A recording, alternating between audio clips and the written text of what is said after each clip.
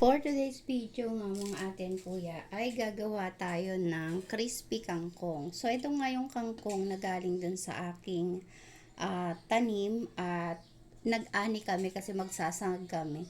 Kaya kumuha ako dun ng kangkong. So ganun talaga, mas masarap at mas nakakasiguro tayo na malinis yung ating kakainin kapag may sarili tayong tanim. So, sa isang mangkok ay naglagay lang ako ng cornstarch. Tapos, lalagyan ko siya ng turog na paminta. Ito ay tantiameter lang na naman ang gamit ng atin nyo. Tapos, lalagyan ko siya ng garlic powder. Kung may chicken powder kayo, pwede din. Tapos, lalagyan ko siya ng itlog. So, yan. Ang aking itlog ay sariwa. So, isa lang muna yung ating ilalagay at i-ano lang natin siya. I-mix-mix. Saka naman natin siya lalagyan ng malamig na tubig.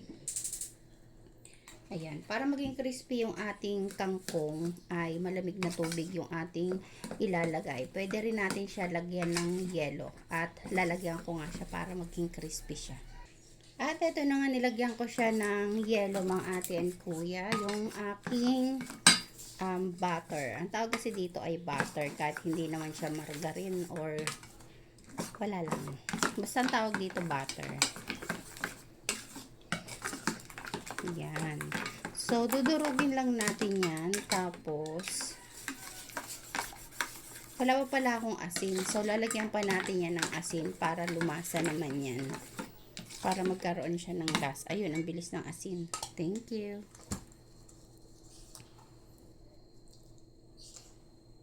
So, ayun. Kikilos pa rin talaga tayo. So, yun lang for today's video. Ang may share ko sa inyo. Itong aking crispy kangkong. So, yan. Okay na yan. At tapos, ang gagawin natin dito mga ate and kuya, ay i-coat lang natin tong ating mga kangkong. Ang laki naman ng dahon na yan. Bago natin siya iprito. Yan. Ganyan lang siya. Pero mas maganda kung i-coat muna natin siya sa cornstarch para mas crispy siya.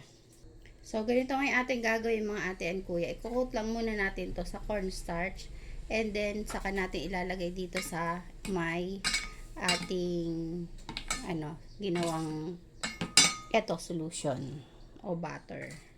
Ganyan lang, paulit-ulit lang until maprito hanggang sa ito'y iprito natin. So, lika na, prito na tayo. So, ito na at ipiprito na natin siya.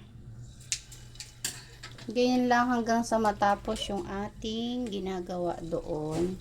At makakain na tayo ng crispy kangkong. So, gawin lang natin to ng paulit-ulit.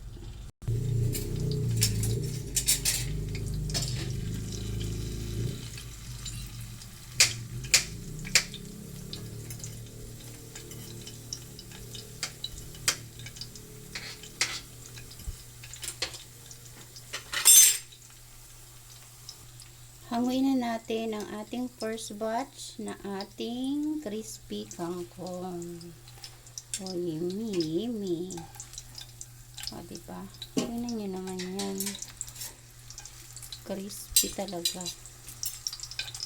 So, huwag na natin antayin manag golden brown kasi tostado na yan at crunchy. So, ayan. At magsalang ulit tayo. Kamayin na natin para mas maganda. Kasi ilulubog natin siya.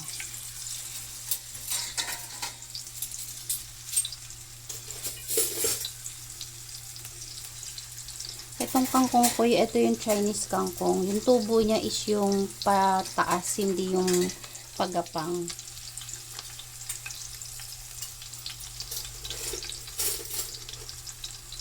Kapag may tanim tayo, makakasiguro tayo na malinis yung ating kakainin. Kaya gusto ko nagtatanim itong kangkong kasi gusto ko itong pagkain.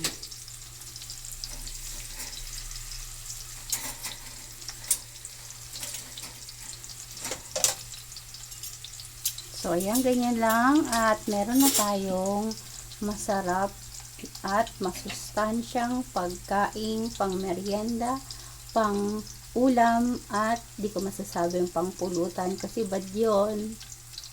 Kaya ganun na, gumawa na rin kayo kung may kangkong dyan at mura lang yan. So, eto na nga yung aking crispy kangkong at nagluto din ako ng crispy na malunggay. So, para siyang omelette or tortang malunggay. So, yun lang. Thank you for watching mga ate and kuya. Bye!